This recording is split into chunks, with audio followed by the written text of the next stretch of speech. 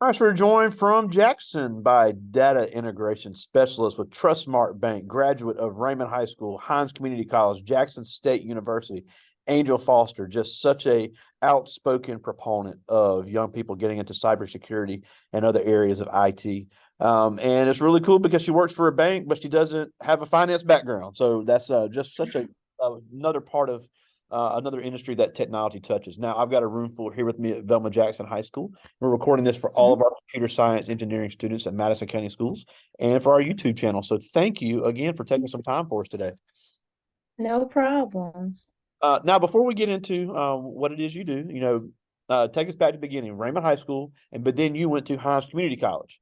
So, I actually took dual enrollment at Hines okay, but you while still, I was still in at Raymond High School. okay, Yes. but you did the dual enrollment. You got some credits from Hines, and then you went to Jackson State. So tell us about your college path and how that shaped you to get into this field. Well, I have to be truthful.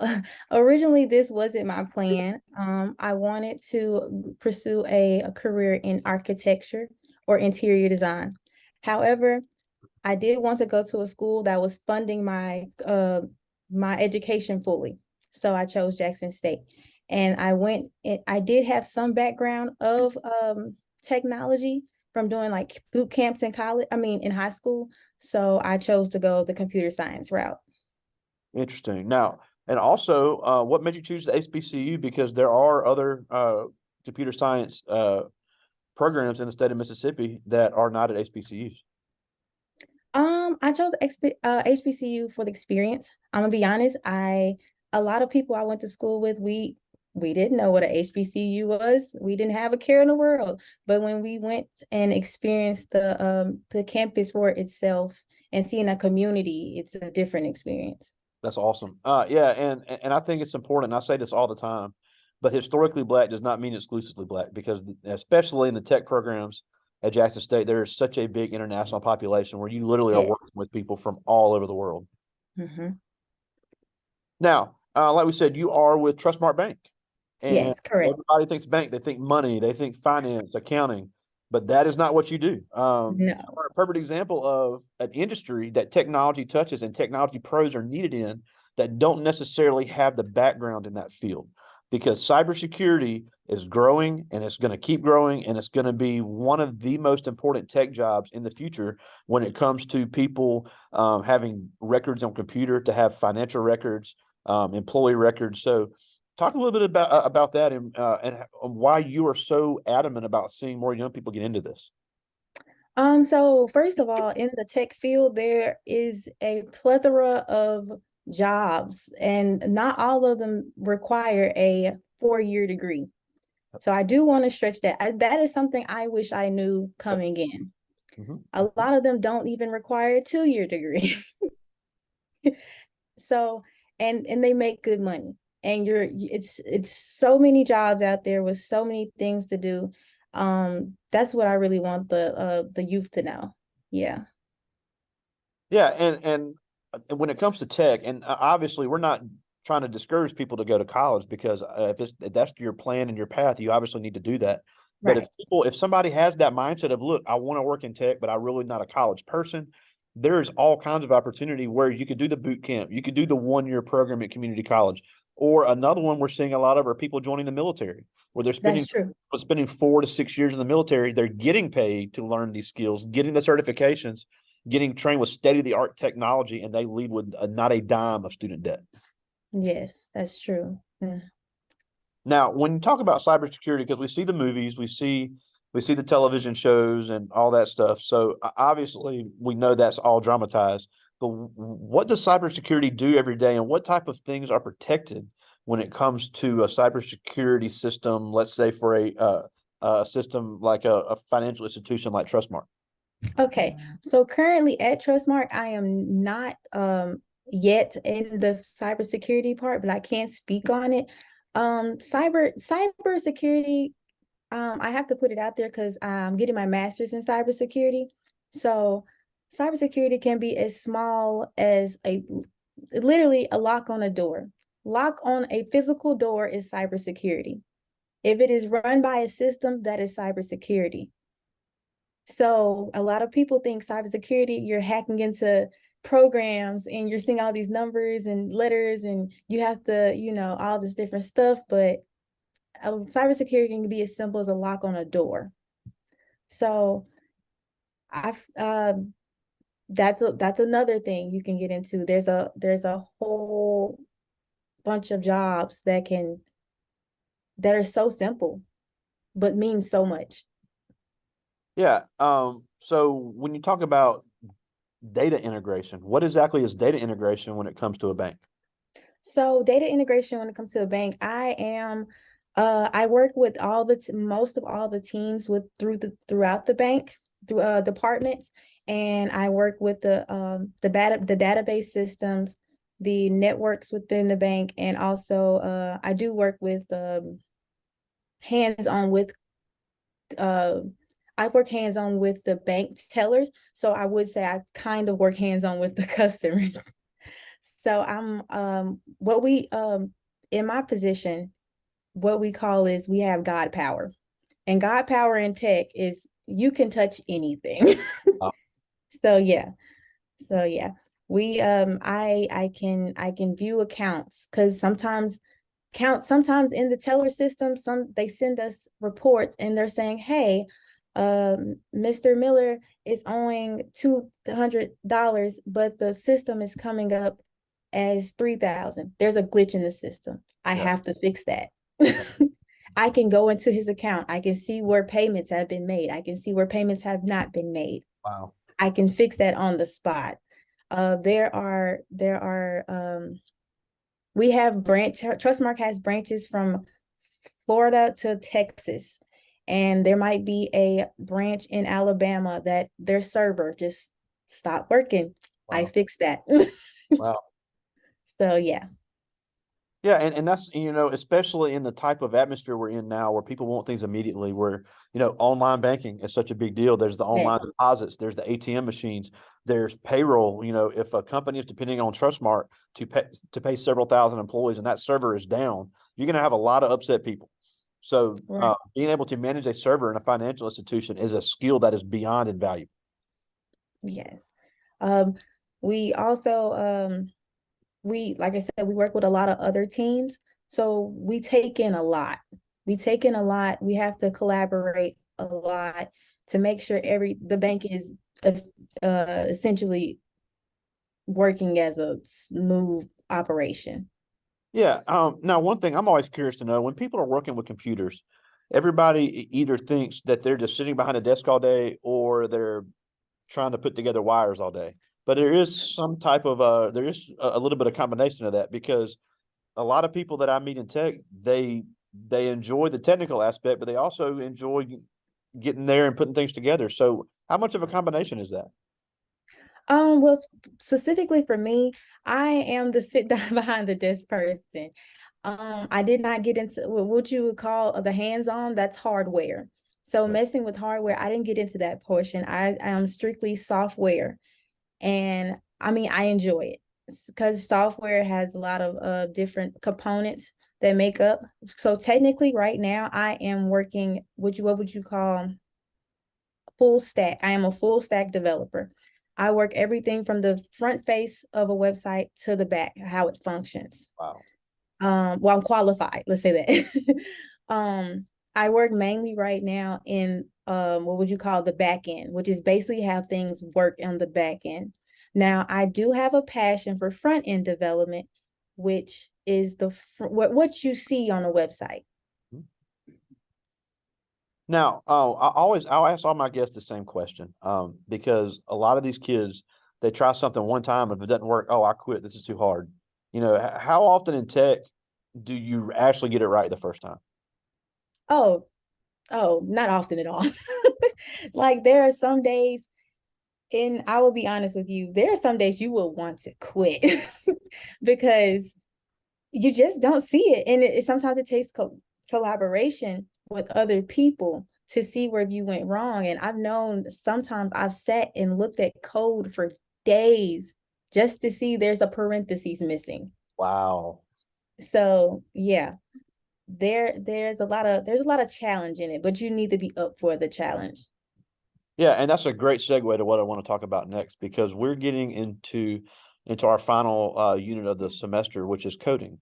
Now, obviously, everybody cannot be a coding expert, but how important is it to be at least familiar with a few coding languages as you progress throughout careers? Because more and more of these jobs, even if they're not tech jobs, are depending on somewhat of coding knowledge just to be able to function, even in the medical field. With these new all these new medical devices, a doctor is going to have some coding knowledge in the coming years. Yes, it's very important. Even like you said, the simplest, you can learn the simplest languages. It's very important. I know a lot of people I've talked to, if you want to be an entrepreneur one day, not even going into tech, but you want to build your own website, you don't have to pay anybody to do that. You can do it yourself just by knowing the simple languages, and they're not that hard to learn. Yeah, and also even when it comes, because a lot of kids coming out of Madison County, they say they want to work at Nissan, and that's a great manufacturing job. But those jobs are becoming automated. Not that they're going to take away the human aspect, but the human are going to have to be able to write the code and operate the machine that then does the work. So, what type of coding languages are you seeing become more and more prevalent? Um, on that end, it would be more of Java and hmm, I know that's a heavy hitter. Java, to know Java is one of the hands down, that's a heavy hitter. Trying to think of another that's just top front right now. Can't really think of any more, but because I started out from college, I started off with C sharp, which I hated. No, sorry, C plus plus. I hated it. I hated C plus plus.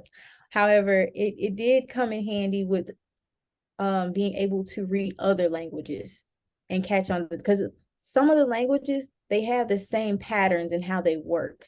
They might not have the same functionality when you type stuff in, but when you see the patterns of how they work, it's easier to manage. Yeah. Now, before I get to the students' questions, I do have one more because you hear a lot of kids say they want to work from home. How much of these tech jobs that you're seeing are work from home type jobs? A lot of them. I work from home now. I am in my bedroom now. A lot.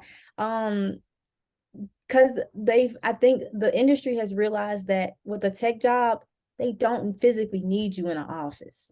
There is no reason to need you in an office. Especially if you have all your equipment there, there's no reason to physically have you in an office.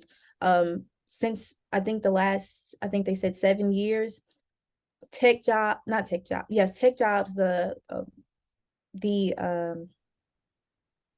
the work improvement has like blasted by, I want to say 50% of how much gets done in a day, because you don't have to worry about waking up at 7 o'clock to get your 8 o'clock job when you can roll out the bed at 7:59. And sometimes then you don't have to worry about 5 o'clock traffic at 5 o'clock. And sometimes you sit at your desk until 7 and you just work and work and work. So yeah, that a lot gets done. So yeah, that is a huge drawing point, especially since COVID. If people want to get into tech, there a lot of these jobs like yours are work from home, where it's just rarely having to go in for certain things, especially if you're on the software end. So that is a great point for anybody looking to get into this. And I do have some questions from the students, and I'll get to as many of these as I can. Now, this Okay. first one is Layla Young. She's a senior. She's our Miss Velma Jackson, going to be going to Spelman All uh, right. in the fall. But she asked, "What is the hardest part of your job?" The hardest part of my job is being able to collaborate. And I'm not saying that from a point of I don't know how to collaborate. It's the point of everyone's not on the same schedule. So you have to get information when you can get it. When you reach out to someone, don't expect the email back fast. So while you're waiting on that waiting time, do research on your own. Try to figure it out on your own, because you may be waiting for a while. Yeah, and especially now because no one likes making phone calls anymore. Uh, No. it's getting even tougher. This is Aaliyah Chesser. She's a junior, and she asked, "Do you feel like you will stay with this area of tech for years to come?" Yes, I do feel like I will. I will, but I plan on upgrading. I plan on learning more so I can expand myself within the field, but I will definitely stay here. Yeah. That's awesome. Now, this is a very interesting question. I like this. This is Brian McMurtry. He's a senior, and he asked, "What type of technological advancements have you seen that, and do you think that it will be at any time cybersecurity is completely automated?" With the upbringing of AI, that's a worrisome because if and then that ties back into with cybersecurity. If we can teach AI how to manage humans basically and manage itself, it's actually pretty scary Wow. because it can ultimately be our demise. Wow. Yeah. Well, and that's scary to think that you would not have a human dealing with your personal information. That's a great point. Um, this is a good one. This is Justin Clerk. He's a senior, and he asked, as a woman working in STEM, would you say what would you say is the most stressful part of having to prove yourself? Um, Personally, I haven't I haven't come across any diversity when it comes from me being a woman. Now, I've noticed older generations I've worked with, they had to really prove themselves to get into the positions they are. They had to do more schooling, more conferences, more everything. They had to prove themselves. But I feel like now the newer generation, it's easier for us to get in, and you have to, the thing about it is with us, you have to make your mark. You can't just be lazy with it. You just have to come in and you have to do it. Yeah, because it's like we said, even if you are working from home, there's still, like we said, if there's a glitch in any type of security system, people don't get paid. People, if people are depending on that server to get their money, you're going to have some people very upset if they can't. Right. Here's an interesting one. This is Amari Williams. He's in ninth grade, and he asked, "Do you think your field will get more advanced in the coming years?" Definitely. It's getting more advanced as we speak. And at Trustmark right now, we are dealing with a conversion project for our banking systems, and we're Wow, merging it over to make online banking even more efficient. And wow, honestly, and we come to the conclusion that might take a part of my job, but wow, I will be transferred over to another section to help out with that. wow. Here's an interesting one. This is Katherine Johnson. She's a junior, and she asked, "Has there ever been a time where you couldn't fix a problem?" Yes, many times. There have been many times I just could not fix a problem. And sometimes that stems from other things not wanting to work with what you're trying to input. And that just happens sometimes. And you have to find other routes around that. Yeah, all right. I just got one more from the students. This is Korea Baker. She's a junior, and she asked, "So far throughout your career, what has been the hardest task you've had to complete?" Whew, what is the hardest task I have to complete? I would have to say when I used to work at Jackson State in their IT department, we were in the beginning stages of implementing their new student profiles, and trying to link the student profiles to the front end was, it was horrible. Wow.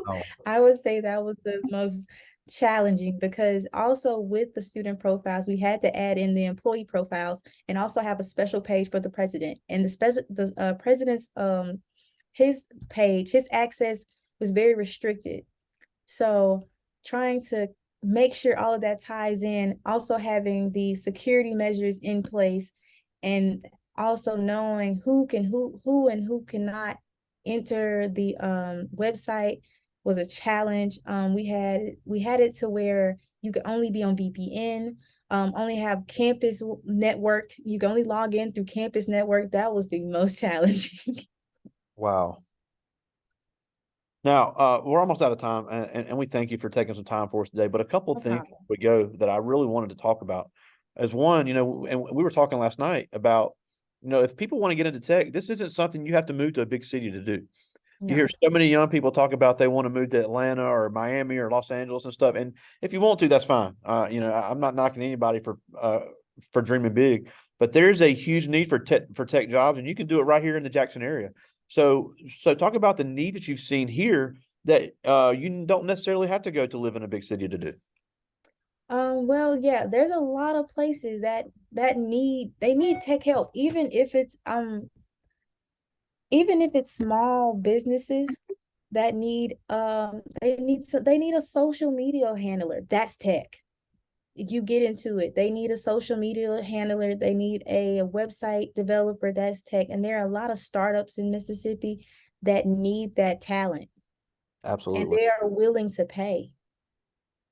They are willing to pay. And I know a lot. I had a lot of friends that move off and get big jobs, and I mean, that's good for them, but I wasn't ready for that. So the pay is here. The pay is in Mississippi. The jobs are in Mississippi. And if you don't feel like leaving Mississippi, there are, like you said, a lot of remote jobs from other places that are willing to pay you.